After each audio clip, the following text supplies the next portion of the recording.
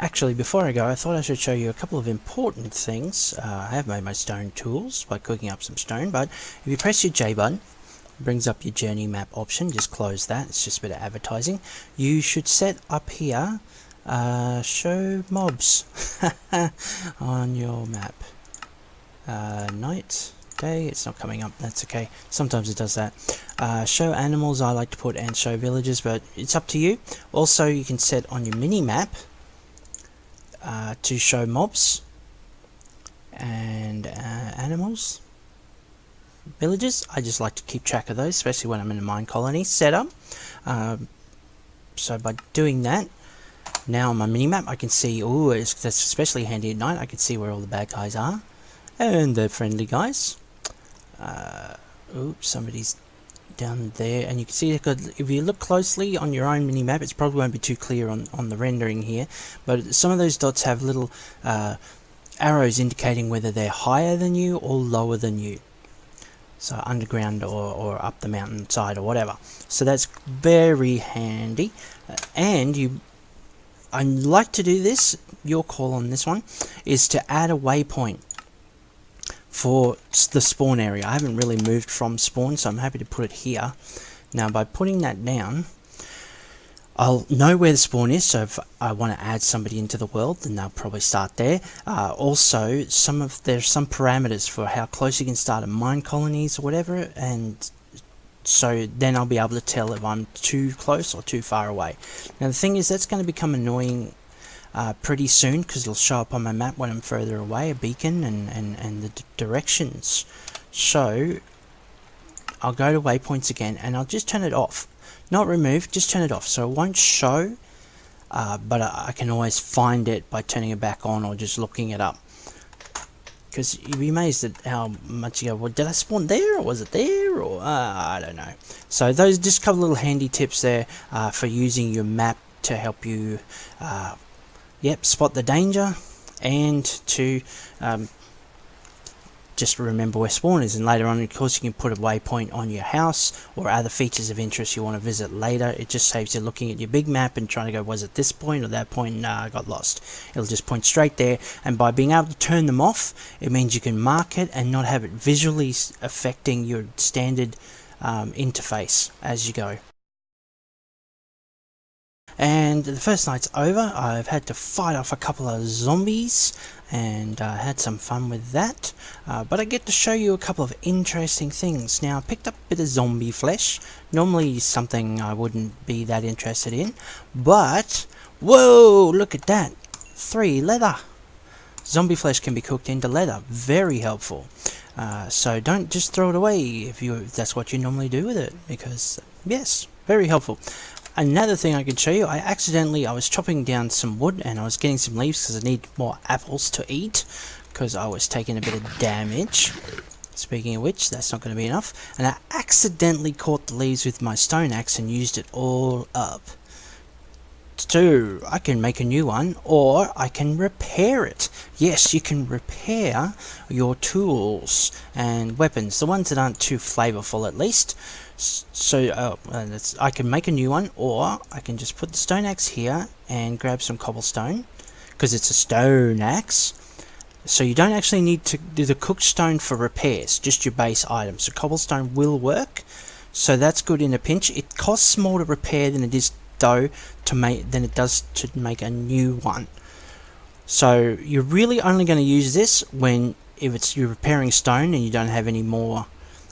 You only have cobblestone and not actual stone. So this is a quick fix. It's going to cost you a little more in stone, but that's pretty cheap.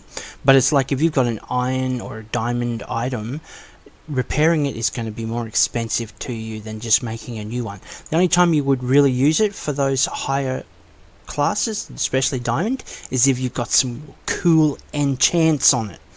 So if you've got yourself an efficiency 4 siphon whatever pickaxe made from diamond, you're going to want to keep using that rather than having to enchant every new one.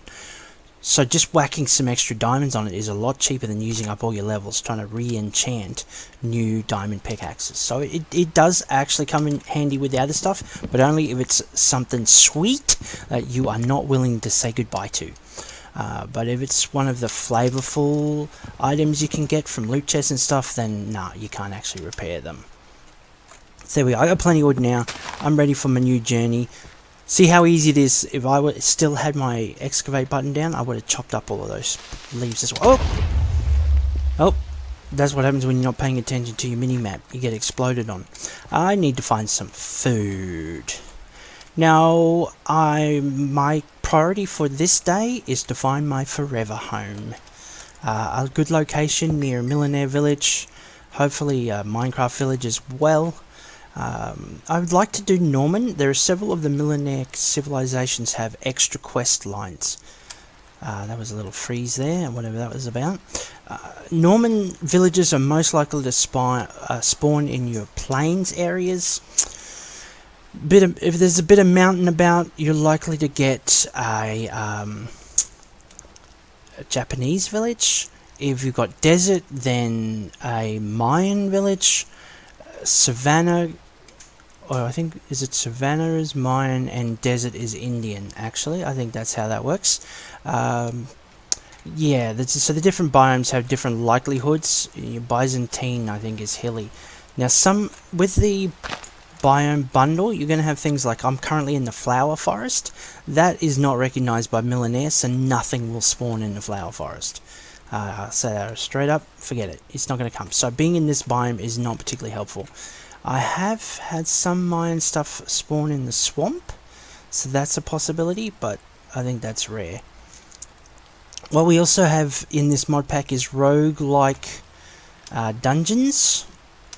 And if I can get up here, it's alright. And I've just noticed on my little mini map that there is one of those buildings nearby. A very handy early thing to find. These are pretty common. See the little red brick house there? If you find one of those early on, your day 1, your day 2, very helpful. Because the little house, if you're bold, you can go down into the dungeons below it. But you'll want a bit more stuff than I've got right now before doing that. Ooh, somebody's already inside, waiting to greet me. By the sounds of that, I better get my wicked stone knife ready. Hello? Anybody home? I will eat some cake, because I desperately need the food. So this is handy. So you've got even though it's on, there's no fuel in there, but you've got a furnace, a crafting table, so you can certainly pick those up and take them with you, or use them at this point in time. I'll finish off my cake. My birthday already? Must be upstairs. There he is. Oh, and it's an arcane zombie. That is not good, because arcane, does that set you on fire? Oh, he's glitching. I can't even hit him.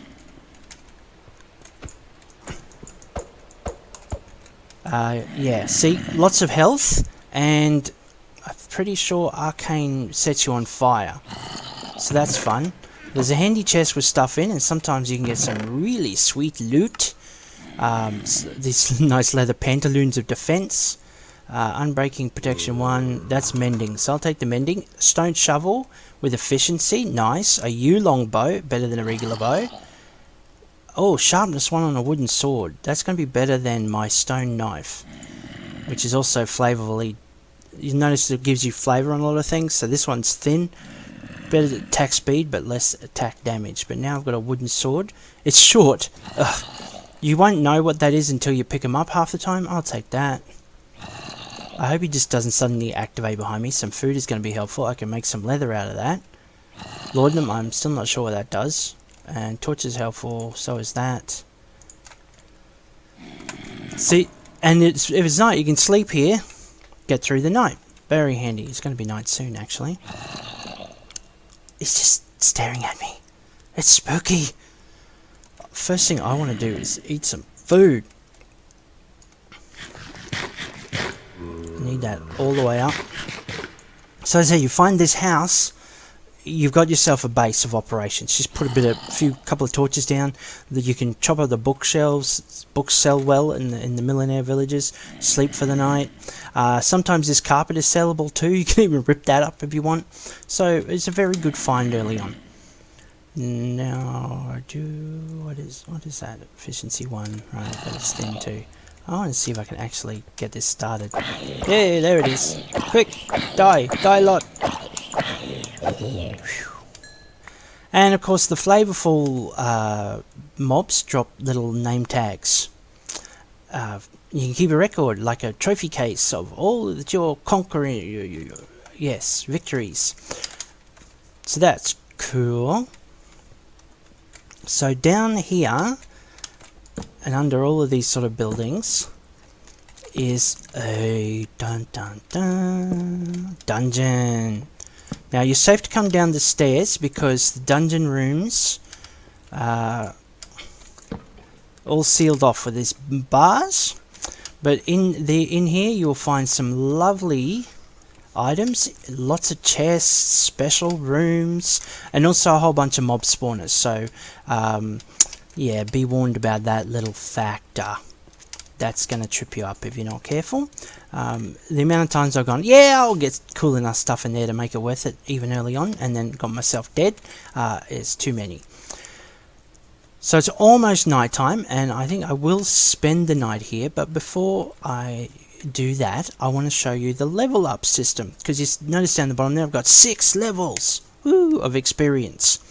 So if I press the L key, I can choose to get bonus XP from one of 3 pursuits in the game of Minecraft: mining, crafting, or combat.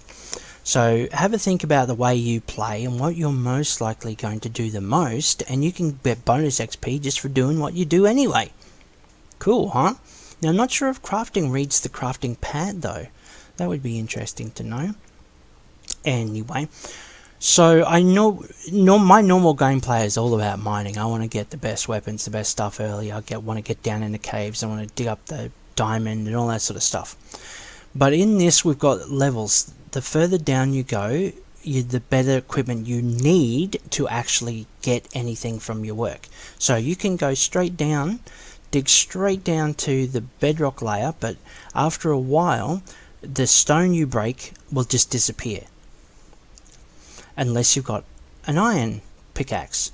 Then after a while, that'll disappear, or you'll need a diamond pickaxe. So stone isn't stone when you get down deep.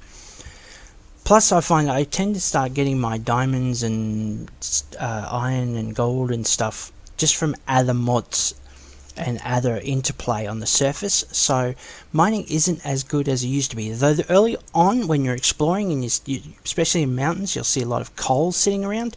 You can get some wicked amount of XP just running around and grabbing all of that coal as you go. And coal's always handy. So early on mining the XP, that definitely helps, but later on I find I'm hardly mining at all. So combat, you're always going to do combat, so that's what I've started to choose now. Once you choose this, you can't change it, and you can't get that bonus.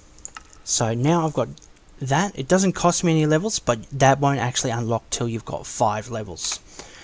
Now there's extra skills under each of these categories. Now just because I chose combat doesn't mean I can't get skills in the other 2 areas. I can still get those. Absolutely. It's just I can't get the specialization. See, that's locked out. But I can still get in here.